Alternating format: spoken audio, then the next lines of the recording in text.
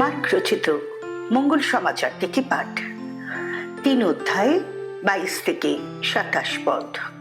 যে শাস্ত্রীরা জেরুসালেম থেকে এসেছিলেন তারা সেই সময় বলতে লাগলেন, ওকে নিশ্চয়ই বেয়েলজেবুলে পেয়েছে।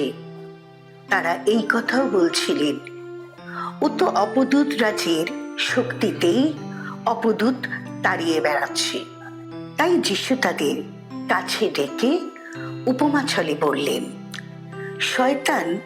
শয়তানকে কি করেই বা তাড়াতে পারে?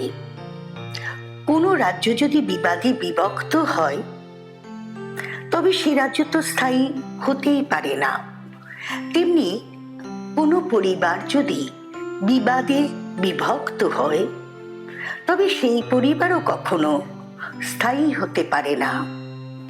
তেমনি ভাবে শয়তান যদি নিজের বিরুদ্ধে দাঁড়িয়ে নিজেই বিভক্ত হয়ে থাকে তবে সেও টিকে থাকতে পারবে না।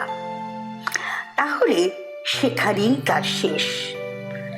কেউ তো বলবান কোনো লোকের বাড়িতে ঢুকে তার জিনিসপত্র লুট করতে পারে না যদি না সে প্রথমেই সেই বলবান লোকটিকে বেঁধে ফেলার পরেই সে পারে তার বাড়ির সবকিছু লুটপাট করতে। প্রভুর বাণী।